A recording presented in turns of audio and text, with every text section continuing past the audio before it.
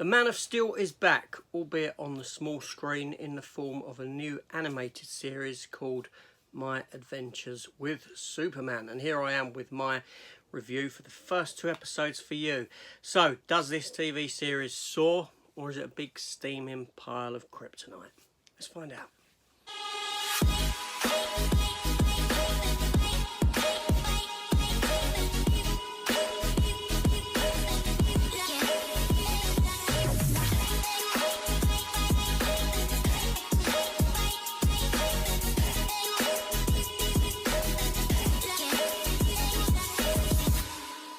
So welcome back to the channel, everyone, and welcome to this here review for this new Superman series which has dropped. I believe this is shown on Adult Swim. The first 2 episodes have been screened, and 24 hours after being shown on Adult Swim, it is then on Max. The first episode can be seen on YouTube as well, so for free you can go and search for that and watch it.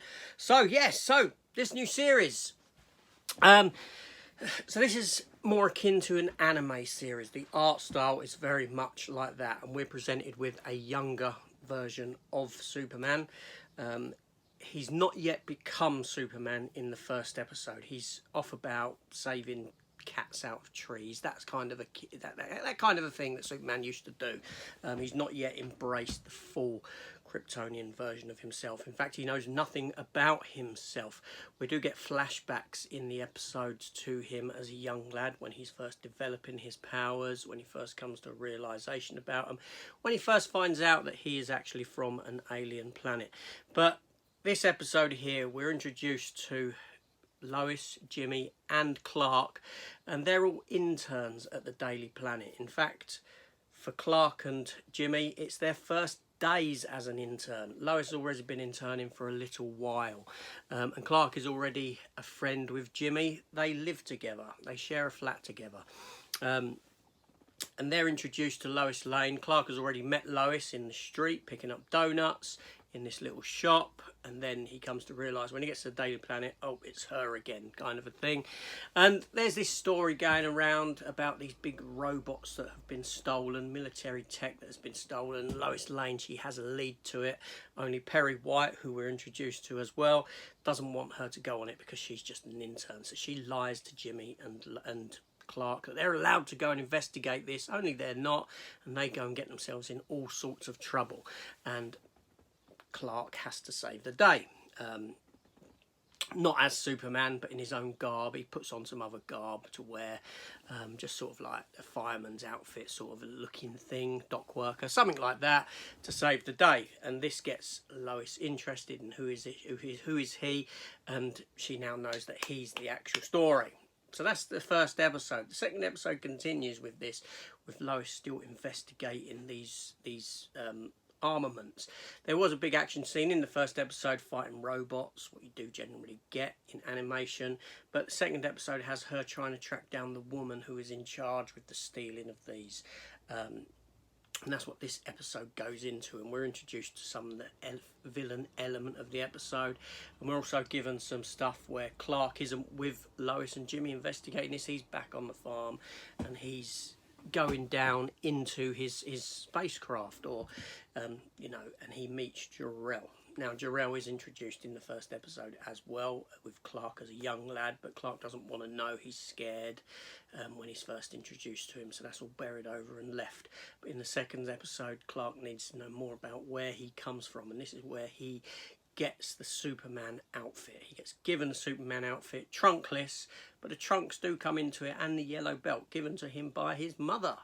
No other than that.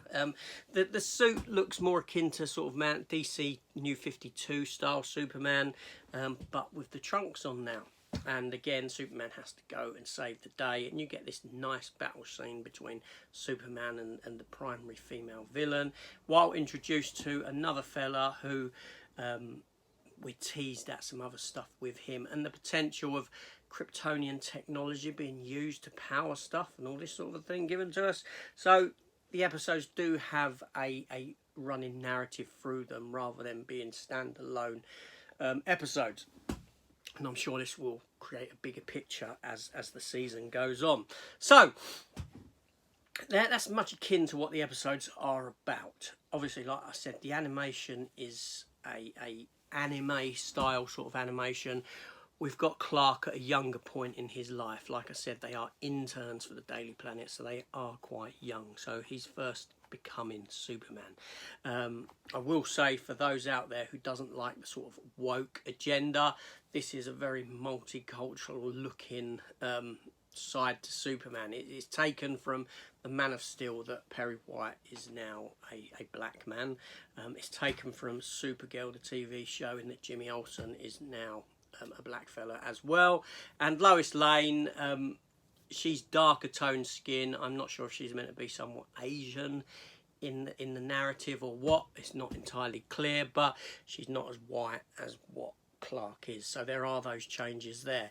Obviously, when I first saw this, I roll my eyes at this sort of a thing, because this is endemic in today's TV. It's you got to learn to accept this stuff now. It's not going away. It is there. Does it bother me? Not really. I mean, I took the cartoon as it is, and to be fair, they were quite enjoyable. Two enjoyable animated 22 animated short cartoons. There's a lot of elements I liked. I did like the animation. The animation worked for me. The characters worked for me. They were all fine. They were enjoyable. Jimmy's very hyper and sort of, he believes in aliens and all this sort of stuff, the sort of conspiracy side of things he wants to get to the bottom of. Lois Lane is kinetic, and she wants to just jump on this big lead. She's hungry to be this big time reporter, and even though it's her and her team of Clark and Jimmy that do get the Superman scoop, the byline is stolen by Cat Grant and some other names as well. So we're going to have the introduction of Cat Grant into the series as well.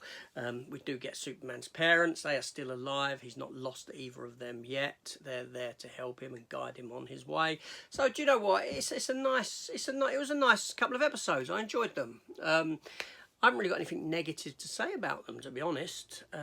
It was a good start to what might be a decent Superman animated TV series. It's obviously going to be pointed towards a younger audience, that much I can see. But that being said, if you've got a good narrative flow and connectivity between the episodes, there might be a story element there for the older viewer to enjoy as well.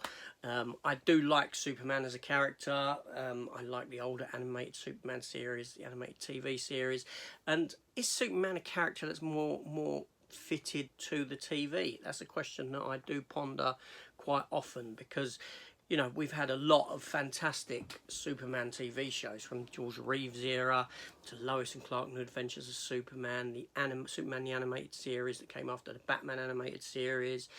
We had Lois and Clark, we had Smallville, we had Superboy way back before that.